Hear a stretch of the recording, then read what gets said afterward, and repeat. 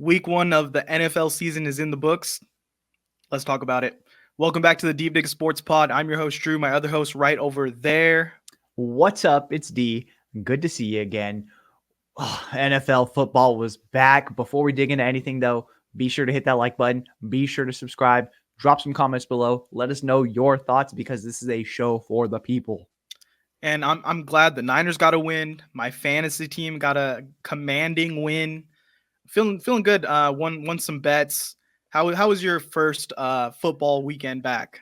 It was horrible. It was horrible, but that's what we want. We want the thrill of victory. We want the agony of defeat. I mean, the 49ers won, obviously. That was good. My fantasy team got smoked by a new guy, so that's tough. That's very tough.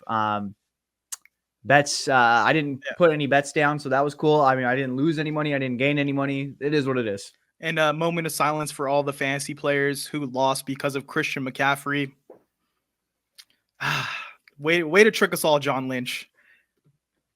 All right, so do you want to, let's just start on the 49ers game and we'll go from there? Yeah, we're going to be talking all the notable games from this week, but let's start at Monday night where the 49ers just gave Jets the work. Christian McCaffrey right before the game saying, oh yeah, I'm definitely going to play. John Lynch, oh yeah, he's going to play. Didn't play. And then JP Mason just goes off. Okay, and so have you seen the drama that has been developing and ensuing since JP Mason or Jordan Mason's post-game on the field sidelines comments? Yeah, so Mason said that he was told on Friday he was getting the start on Monday, but the 49ers all the way up until game time were saying McCaffrey might play. So that's where this whole injury designation, injury report situation comes into play. Yeah, and I think that the league is going to come down on the 49ers for this, realistically, because the league has, I mean, everyone's like, oh, I don't care about your fantasy football team. And that's true. Like, honestly, I don't care about your fantasy football team. If I am Kyle Shanahan, if I'm John Lynch, if I'm Christian McCaffrey, I don't care. But the league has already set this precedent that they do care. There is a bunch of money on fantasy, and not just with that, there is a bunch of money on gambling. And they have, the DraftKings partner.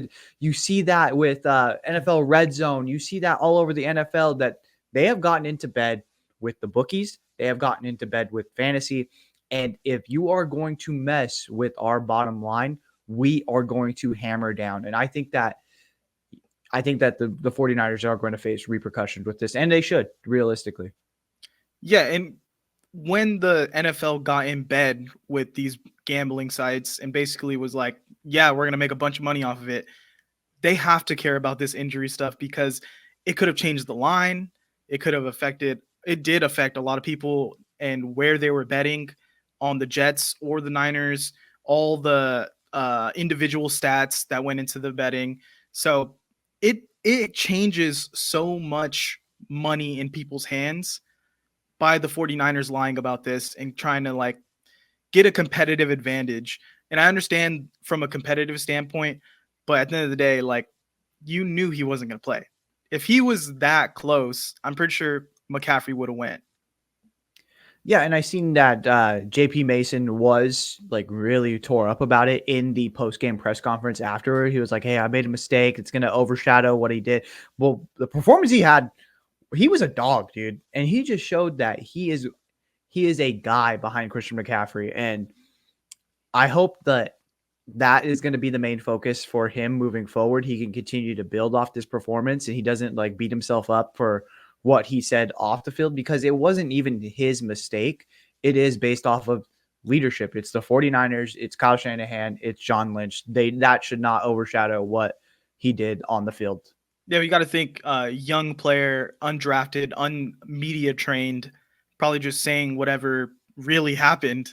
Yeah. And if you had like McCaffrey in the same situation, there's no way he leaks that, oh yeah, I knew I was going to, like, he's not leaking that kind of information to the media, but someone who doesn't really talk to the press, just kind of telling it how it is. That's how you know that the 49ers really lied about this, because Mason didn't even have it in his mind that, oh, I probably shouldn't say this information. Probably should have coached him up a little bit on answering, but I don't think they would have thought he was going to have like such a monster game and have the world's eyes on him at that moment. That's true. I mean, hindsight is 2020, but again, this falls back onto leadership. But what this performance did on the field, man, the 49ers look good. I don't know if it's just the 49ers look that great or the Aaron Rodgers Jets just aren't what they're cracked up to be. We waited for like an entire, almost like a full year for this, and it just wasn't that good. Yeah, my first thoughts on the Jets is, are we sure that Robert Saleh is a good coach? He has a lot of talent. Yeah, he's a great motivator, but when it comes down to being a head coach, have we seen him do enough to prove that this team should be a contender? I think offensively, I don't see the expertise and the X's and O's that they would need in order to compete for a championship. And defensively, they have the talent, but they just got exposed by the 49ers, who really didn't have their most explosive performance, but still won by a blowout. Yeah, I mean, you see what it is. You surrounded Aaron Rodgers with a bunch of Aaron Rodgers friends, a guy that got hired by the Broncos to be the head coach because they wanted Aaron Rodgers to be there. He gets canned because he just isn't a good coach offensively, but he's buddy with Aaron Rodgers. So you bring him on to OC, and it's nothing felt creative. Nothing felt like it was going in the flow. Aaron Rodgers looks slow. He looks slower than usual in his progressions. He looks slower. He had the one play that I guess people were like, oh, Aaron Rodgers is back, which is the free play, which is his go-to. But that was something that it comes instinctively to him. He just looked slow out there. He looked like he was playing underwater. Yeah, when you've got nothing to lose on a free play like that, you're going to put it up either way. So it's kind of a throw that you can step into fearless, see a guy running down, hit him in the seam, and if it gets picked, it doesn't matter. So, I mean, you can't really judge too much off. Yeah, great play on his part.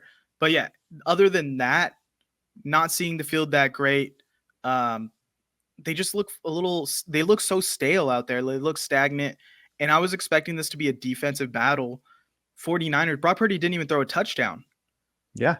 And he had one that was dropped, and I don't know if you've seen the clips of like Peyton Manning being pissed about it. He's like, "Yo, you don't drop that if you are in training camp," which is 100% true. I don't think a well-oiled,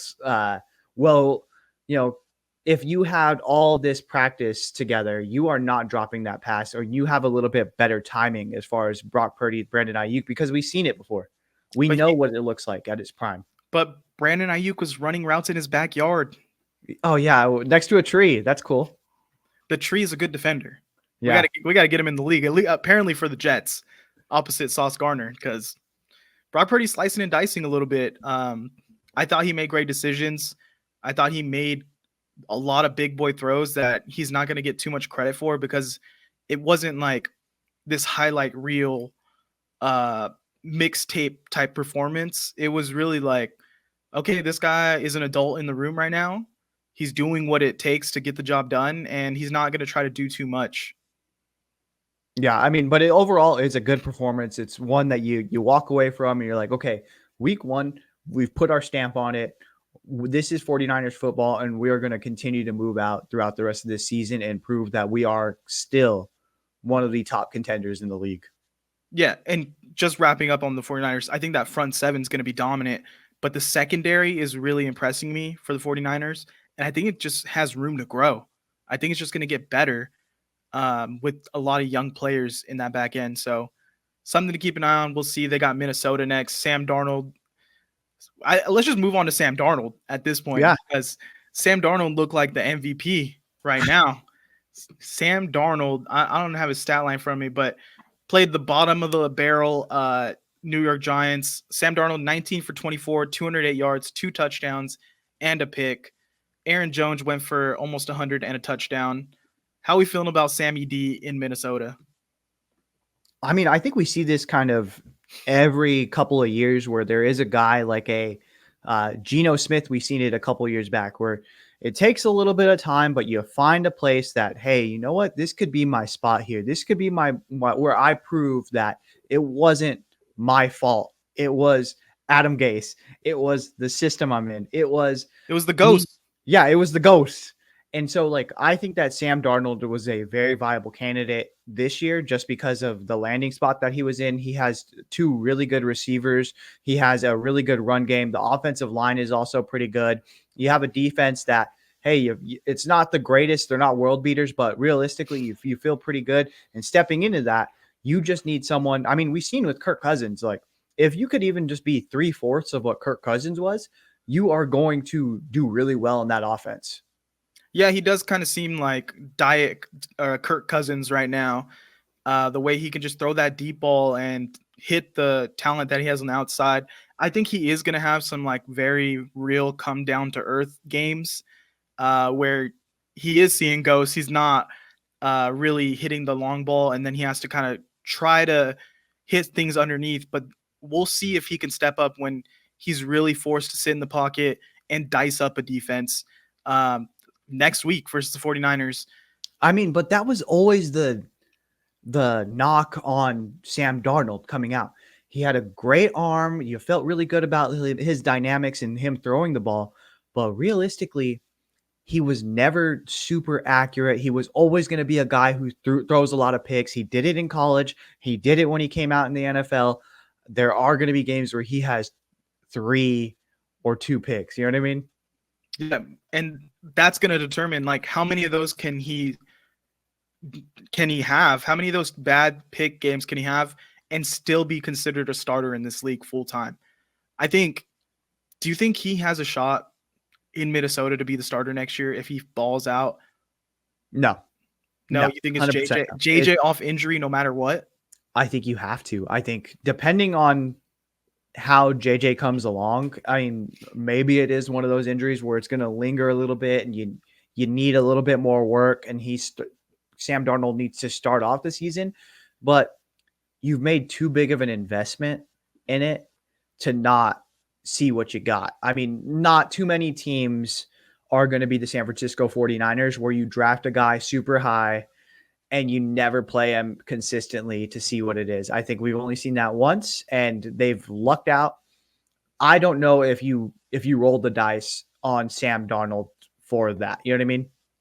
Yeah, well, let's talk about Daniel Jones right now because he's the guy more so than anyone else in the league getting bashed today.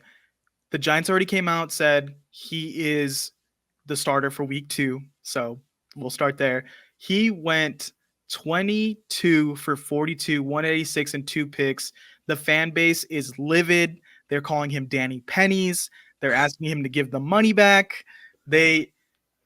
Especially this started in Hard Knocks. The GM was making it a big deal. You could tell he didn't want Saquon Barkley there. He didn't want to pay Saquon. He wanted his guys. And his plan was, we're going to make Daniel Jones be the quarterback, and he's going to carry our offense. And look where there's got nowhere in his track record has he proven that he should be the one to carry the offense. But yeah, here we are. I would be firing the GM by week 4. I just don't know where you go as a Giants team because you've tied yourself to Daniel Jones. You're there. You're in it. And I don't know if you've seen this stat floating around, this insult stat. It is like he has thrown more pick sixes since signing his contract than he has touchdowns. Yeah. And that's just the Danny Dimes experience right now. As someone named Danny, I'm sorry for everybody. You know, I just want to put that out there. I don't have that same energy as Danny Dimes, but I apologize. And you could tell that this is something that's going to be ugly quick because now the entire team has to answer for this. They're asking every single member of the team, how do you feel about Daniel Jones? How do you feel about his play? How do you feel about that? The one who they're going to have to coach a little bit is Malik Neighbors. Malik Neighbors hates Daniel Jones. And you could tell immediately he hates Daniel Jones. Remember before he got drafted and they were on the live and they're like, oh, where don't you want to go? Oh, didn't you say you didn't want to go to that place that doesn't have a quarterback? And he was like, hey, calm down. And he like turned off the live.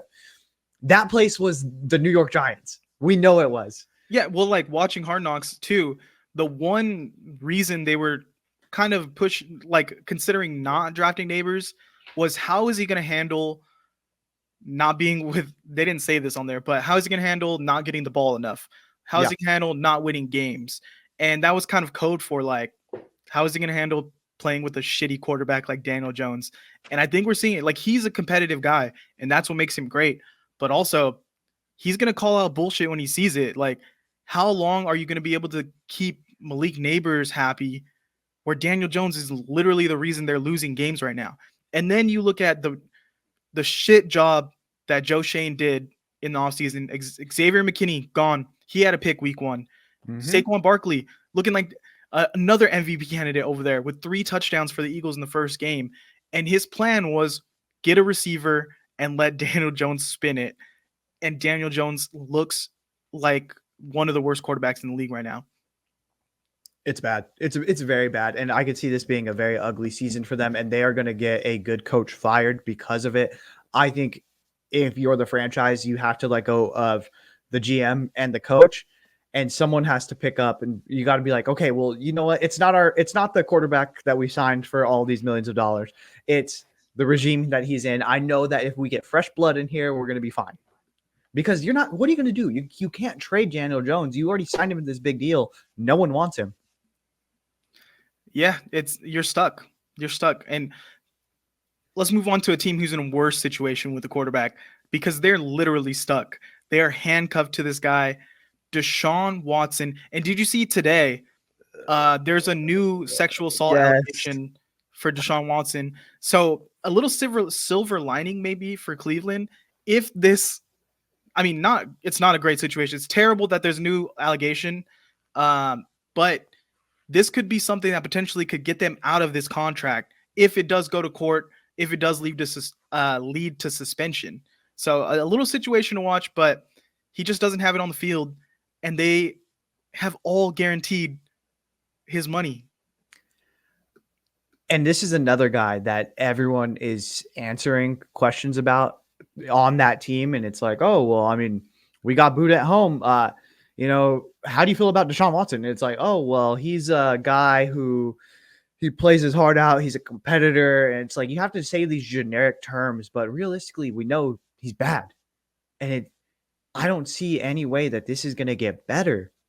Like, you had all these weapons. You have a good run game. The defense is really good.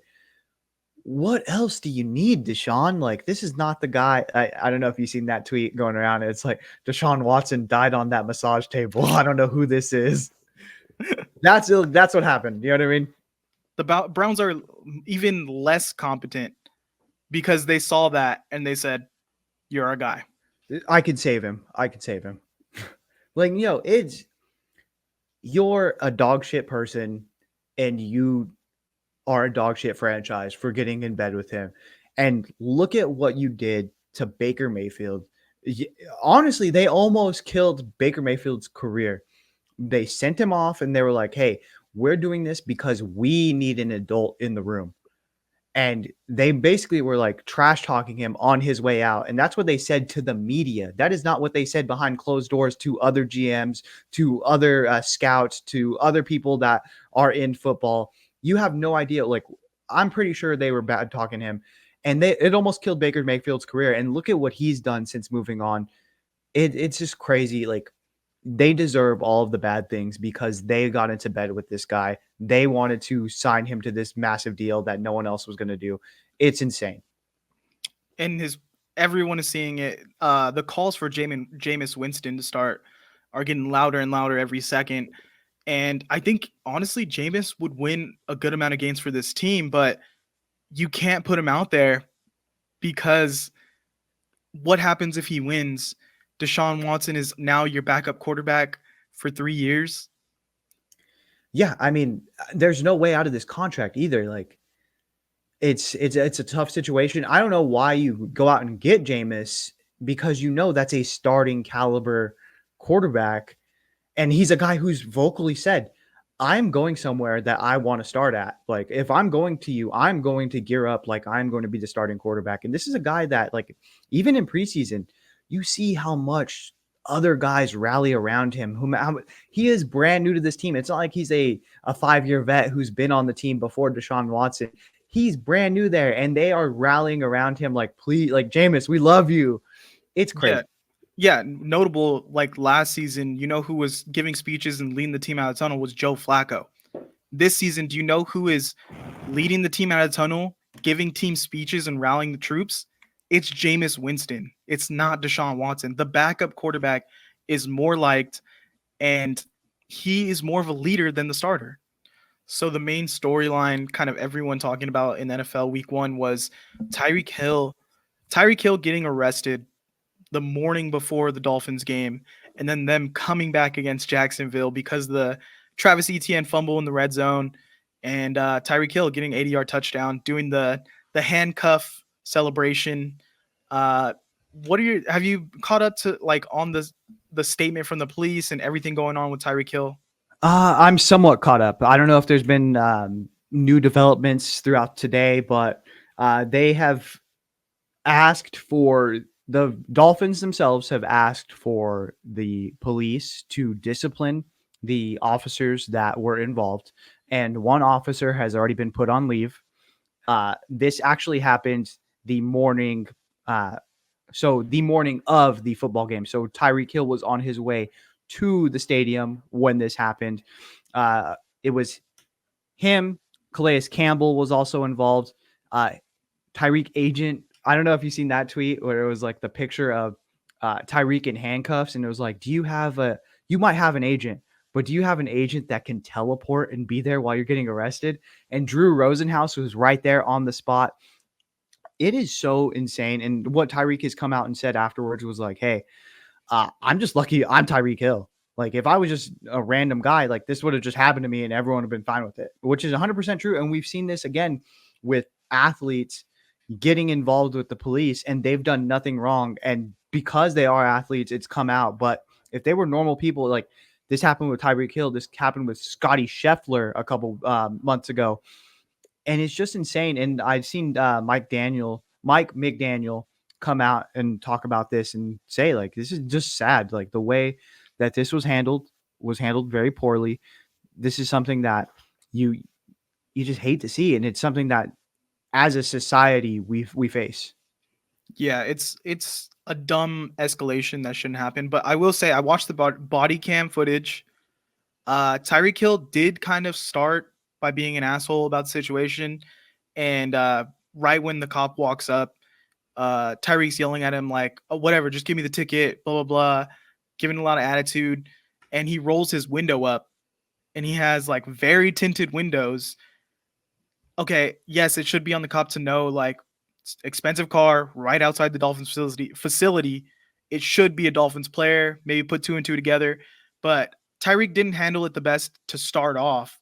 And then once they had the window up, they went to pull Tyreek out. That's when the cops were in completely the wrong. They're being overly aggressive. One cop is being such an asshole. And then the fact that they put Calais Campbell in cuffs after the fact, and they're threatening Jonnu Smith to put him in cuffs if he didn't give over his ID.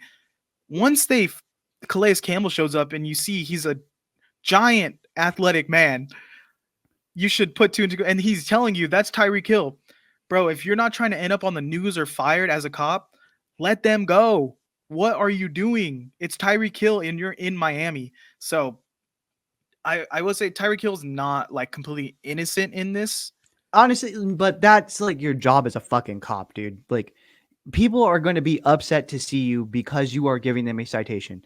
Like, you're supposed to handle that in a more professional way and not be an asshole and escalate things. And that's on them. Like, that's not on Tyreek Hill. It's not on Tyreek Hill to baby you and make you feel better about yourself. Yeah, but you can't roll up your like dark window. He said, just give me the ticket. Just go ahead and give me the ticket. So go back and do your little Have you seen the body cam footage? Have you seen the No, body I cam? haven't. You should check it out because here's the thing. I'm not trying to say that, the This cops. guy's pro cop. No, no, no, no. I'm not trying to say the cops were justified. I'm trying to say both were in the wrong. Cops more so, but Tyreek Hill didn't do himself any favors at that point. Like, bro, let him walk up to the window, tell him you're Tyreek Hill, show him some ID.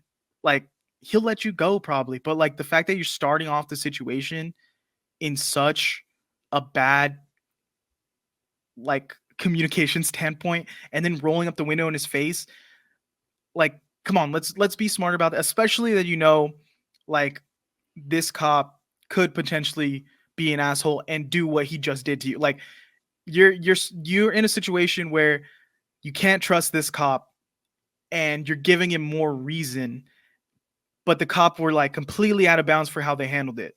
I'm just saying, Tyreek Hill, you're Tyreek Hill. Tell them you're Tyreek Hill. But it's not his responsibility. It's okay. We can get on a tangent on This is this. getting a little political. Like, Yeah. So I on am the not field, on the cop side. this guy's pro cop. He No, loves the thin blue line. So let's just go ahead and move on. let's not act like Tyreek Hill's a model citizen. Oh Like, no, he's a piece of shit. he's a criminal. He is a piece of shit. I seen one thing. It was like, oh, what if the cops would have been doing? What if all cops would do their job the right way? And someone was like, you'd be arrested for beating your wife and beating your baby. Anyways, Dolphins won the game. on the field, I don't think that this Miami Dolphins team has what it takes to get over the humps. I mean, you did step one is you do what good teams do and win despite not having your A game, which is awesome. But I just don't know what the cap on this team is, because you are going to run into tough smash mouth football teams in the middle of the winter. So like that's the one thing that's hesitant for me, where I like, oh, okay. And they had the opportunity last year to have a home game in the playoffs, and you blew it and you had to travel. And what'd you do? You got smashed in the mouth. Yeah, the Jaguars should have won this game. They were in a position to really take over, and Etienne just got peanut punched by Holland and completely flipped the game, a 14-point swing by the time the Dolphins scored. So that's really what changed the game. If that play doesn't happen, Dolphins lose this game, you're really worried about them, and you're questioning kind of Tua a lot more than he's getting questioned today. So because he didn't play a good game. I didn't think he played a good game at all. Mm-hmm. But the Jags, they just fell apart too. So that's kind of on them as well. Yeah, that's all I got to say about that. Yeah, let us know in the comments. Are you pro cop? Shut up. I fucking hate that. Continue. Let's talk Caleb Williams. No, not yet. Raiders Chargers. Let's go there because Harbaugh, he ain't throwing the ball. He's not going to throw the ball this year.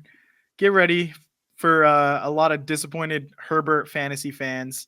Herbert threw for 144, 1 touchdown, and they beat the Raiders handedly 22-10. J.K. Dobbins went for 135 and a touchdown. How are we feeling about the Harbaugh era starting for the Chargers? He's going to win. Everywhere he goes, he wins. And I think like the video that they showed afterwards, where the owner's giving Harbaugh the game ball, and he's getting the team together and he's rallying them. That is everything that you want in a franchise. That is everything you want in a franchise guy. And in the Chargers locker room, you've got to feel good about it. You've got to be like excited. And if you're Justin Herbert, I think you're fine with it. I think you're fine with not throwing the ball, as long as you have a steady path to win games. And it doesn't have to come down to like, I have to make a spectacular play 5 to 7 times just for us to be in a 3-point game headed into like the last 2 minutes of the fourth quarter. I think you take it every time. Yeah, I think here's the thing. They won pretty easily, but this Raiders team is not good. Like, as much as I love Gardner Minshew, he's not the guy. And I've been saying this since last year. I don't think Antonio Pierce is going to be their coach. Like, he is a really great motivator. I'm sure he's very smart defensively, but he's not this like X's and O's savant that's going to dominate games. He's not an offensive coordinator who's going to make up for the lack of quarterback. And this roster is really far away from being near the top of the league in talent. They're probably bottom half, maybe bottom 10 in talent. So Devontae's probably going to get traded at the deadline. Garner you're probably gonna flip between Garner and AOC throughout the year, and we'll see. Like, Max Crosby is your biggest piece, and at what point are you thinking let's flip him to try to start the rebuild? Because I think they keep aiming for the middle, and they keep missing the middle. So either be bad or be content with being in the middle forever. That's kind of where the Raiders are at right now. Yeah, and I think what really happened was 2 years ago in the offseason, they did it. They went out and they got the head coach that was going to like bring them to where they needed to be, a marquee signing that everyone was trying to go for in John Gruden.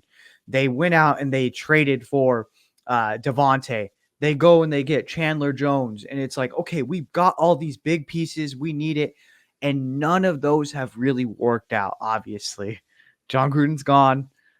Chandler Jones is gone. Devontae hates the team now because you traded or you got rid of one of his best friends in the world in Derek Carr. It's just a team that I think is shell shocked by that. And instead of reloading and going for Jim Harbaugh, they went the safe route, which was a guy who honestly, he did deserve a shot at being the head coach. I don't know if they should have made him their head coach though, because you had a guy in Jim Harbaugh that was tied to the team. You know that he had talks with with Davis beforehand, and I think they could have swung it. I mean, realistically, I think that it would have been a good fit. And I think you've got to look at like across the way and them like celebrating and just be like, what could have been? That could have been us. That could have been us. I'll take it a step even further. And I think where this leadership really lost kind of that team mentality, they lost a little bit of the locker room, is when they didn't bring back Bisaccia. Yeah. He really was beloved in the locker room. Players pushed for him to stay, and they didn't even consider him. And once you go with Gruden and Gruden doesn't work out, now you're kind of like, oh man, what could have been if we just rolled that way? Yeah, and I think you just overcorrected and you're like, okay, we didn't keep Bisaccia. We're going to keep this guy because the players love him. And it's like, okay, it wasn't the right, it might not have been the right move. Maybe ultimately it does become the right move. Maybe he does grow into this guy that is going to be able to carry the franchise, but you just did nothing this offseason to help him out. You brought in Gardner Minshew, who is a good stopgap, but he is not going to be the franchise. You just didn't bring in enough talent to help him out. Yeah. Let's go on. Let's talk rookie quarterbacks here. I think we could talk about them. There's three, obviously, Bo Nix, Caleb Williams, Jaden Daniels. And let's talk about them in first. We'll start who played the best, and we'll go down to the worst. So who played the best for you? I think who played the most complete game, but also I don't see a lot. Like, I mean, Jaden Daniels probably had the best performance, if we're being completely honest. Jaden Daniels had the best performance. He looks like he is moving at a different speed than everyone else on the field. He is so fast. He is so athletic. They just have nothing at wide receiver. They have Terry McLaurin and nothing else.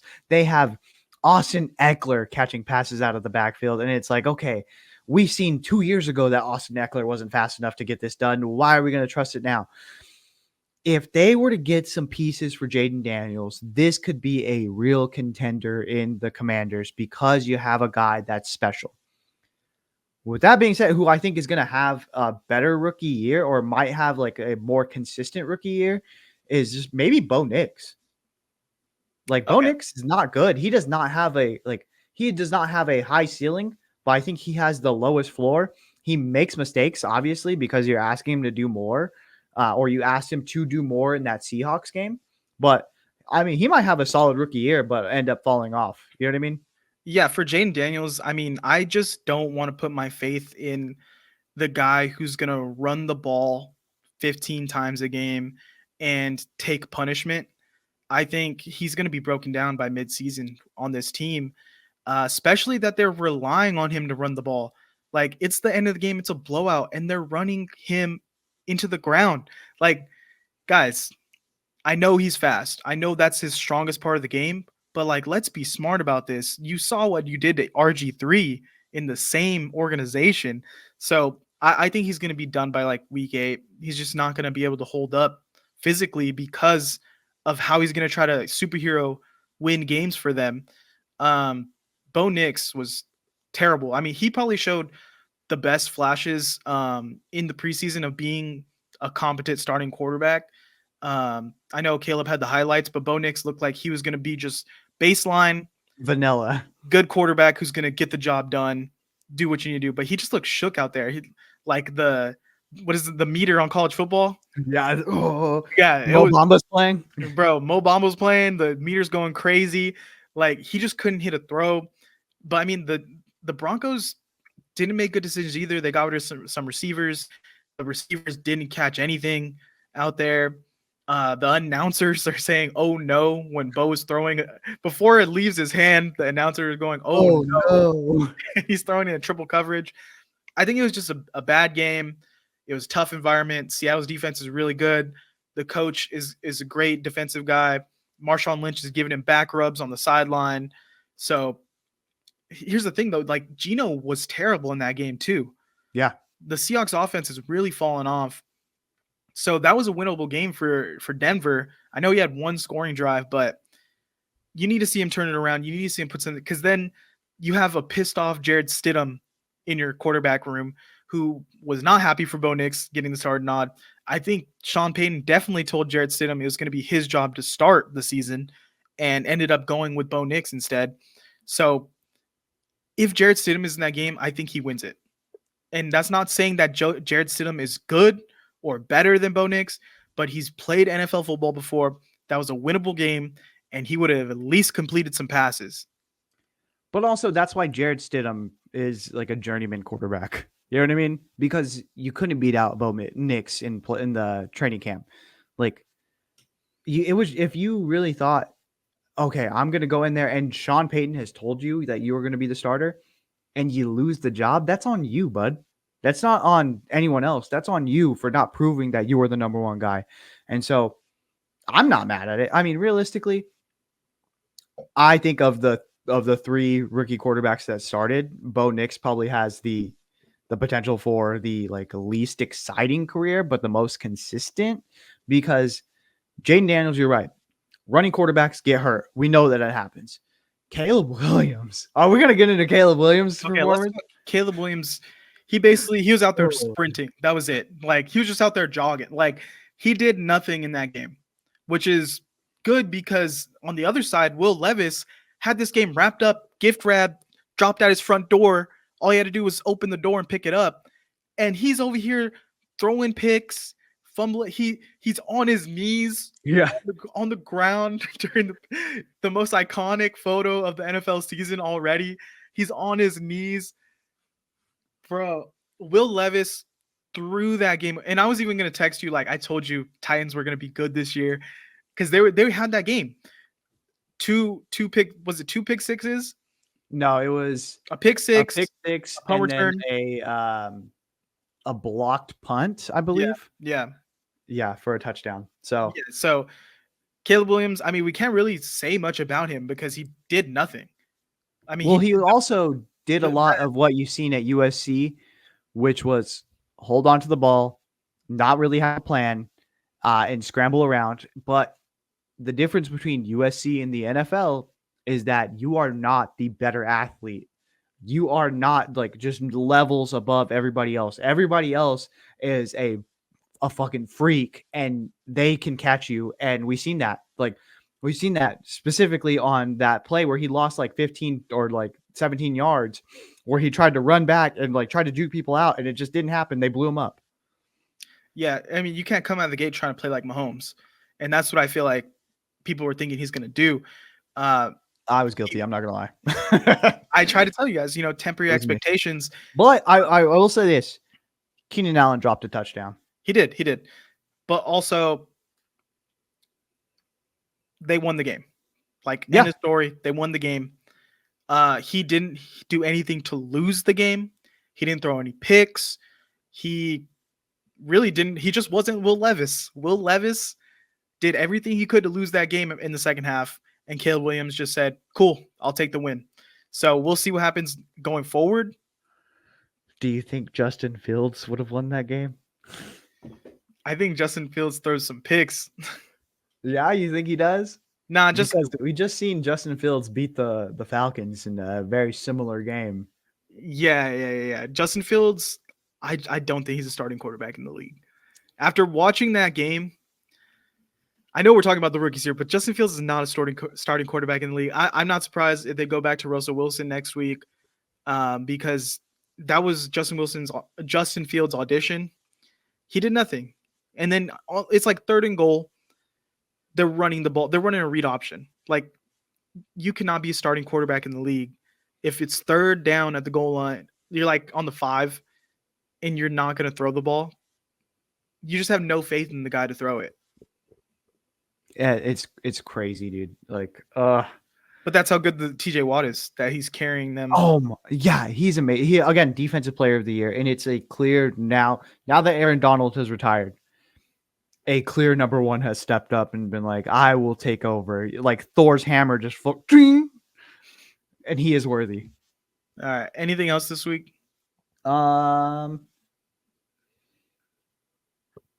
I think that's it. I feel pretty good about that. Yeah, Patriots beat the Bengals. Lions look good against the Rams. Anthony Richardson might be a guy. Bro, he had 2 great throws. Let's calm down. He's airing it out. Down. I think he might be a guy. Bro, and then he can't hit. He could throw a mile, but he can't pitch a yard. Like, bro, yeah, we'll talk more about it. We'll see. Patriots. What did Gerard Mayo say? That that Jacoby Brissett is the slowest black quarterback that he's ever seen. And on that note, that's everything for this week. Make sure you like, make sure you comment, subscribe. We'll be here every week breaking down what happened, and we'll be here on probably Fridays to talk about the upcoming games. So make sure you're here. All right, later. See ya.